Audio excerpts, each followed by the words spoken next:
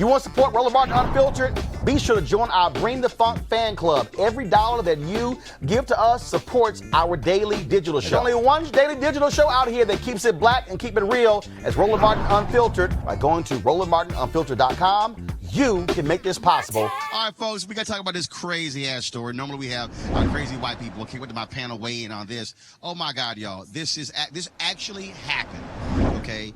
In an interview with Gayle King on CBS this morning, R. Kelly's crisis manager, I cannot, but when I saw this, somebody sent me this, and I said, this has to be a hoax.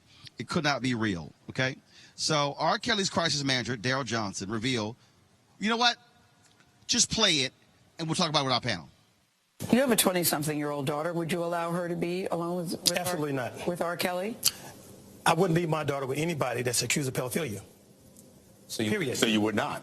I would not leave my daughter with anyone that's accused of being a pedophile. I would not. That doesn't seem like a contradiction to you. You're absolutely sitting here defending R. Kelly, but at the same time saying you wouldn't leave your own daughter with him. I wouldn't leave my daughter with anyone. Okay. I'm going to say it again. That's accused of being a pedophile. Kelly, is it any shock Darrell Johnson is no longer the crisis manager for R. Kelly?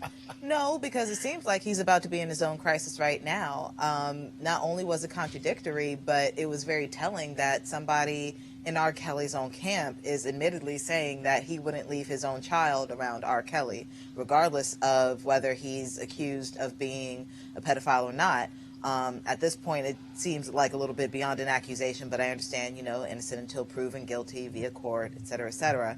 But no, he's in a crisis of his own at this point, and, God bless him on his journey. Jason, if you're in trouble and you've been hit with state charges and federal charges about being with underage women, it really doesn't work for you when your crisis manager goes on television and says, no, I wouldn't leave my daughter with somebody who's accused of pedophilia, meaning your client. That was crazy. And, of course, a lawyer for R. Kelly says that Johnson resigned Monday night for personal reasons. Yes, like answering damn questions to Gayle King. Yeah. I don't know who vetted that guy, who thought hiring him was a good idea. He was not prepared to do the job. And I don't know why the attorney isn't the crisis guy. Why isn't the attorney the person who's speaking on the case and talking about, R. Kelly and R. Kelly's innocence? I mean, that's the person who's got all the facts and is most prepared. But they hired some consultant who was really quick. I mean, he didn't even think about it. He was like, absolutely not. R. Kelly? Heck no. You know what I mean? It just did not work out well for him, and I'm sure it's not going to do a whole lot of wonders for his business either. So good luck, in whatever your new job is. I forgot the guy's name, but, his beard was really black. I don't know what he put in that. You know what? I need some of that. I need some of that for these grays here. So maybe he can endorse that. Melek, Bakari Sellers tweeted this. This is what happens when you order your crisis manager off eBay. Oh, no. I mean, I have to agree with him. At Crisis Management 101, go to bat for your client. In the idea that he would get on national television and say that he wouldn't allow his daughter. Now, I get his point, the later point, which was that he wouldn't like his daughter to be around anyone who's been accused of pedophilia or something like that. But there's a way that you can answer that question without throwing your client under the bus. I mean, he didn't just throw him under the bus. He literally dug a hole just all the way down to the center of the core's earth. And that's where he placed R. Kelly. I mean, and I think that's probably what's going to happen with his career. But like Jason said, he had a lot of great, was that Bantu, or what is that called? Beijing. Wow. Y'all should know this. I shouldn't be knowing this. I don't wear, wow, never mind. But yeah, just a truly bad decision, and it would be interesting to see who takes him up, on any contract moving forward after this, because clearly he was not ready. Did he have one before? Is this his first client? That's what he's acting like. As in nobody. As in, I'm sure no one will hire him for a crisis manager. Maybe to do their beard, as Jason said. Or but it won't be any his of locks that. Are fire. Let me.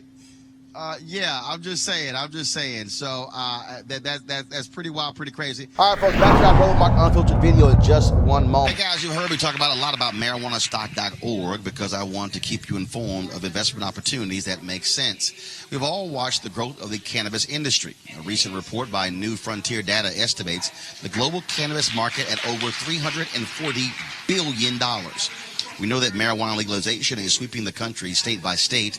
We also know that marijuana has a good cousin, the hemp plant, with a much higher concentration of CBD. That means hemp gives you all the medical benefits of marijuana without getting you high.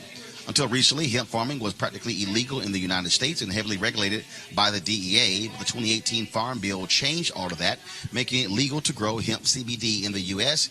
and creating one of the largest commodities worldwide.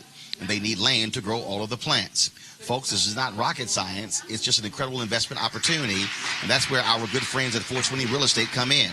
Their business model is simple. They buy land that supports hemp CBD grow operations and lease it to licensed, high-paying tenants. That's right, they are hemp CBD landlords, and you can get in on the action. Our friends at 420 Real Estate decided to do something special for the Roland Martin Unfiltered family. Originally, the minimum investment level was $500, but right now you can invest in this crowdfunding campaign for as little as $200. That's right, anywhere from $200 up to $10,000. Again, folks, this is a $340 billion industry that is still growing, and you can participate with as little as $200. For more information and to invest, go to marijuanastock.org. That's marijuanastock.org.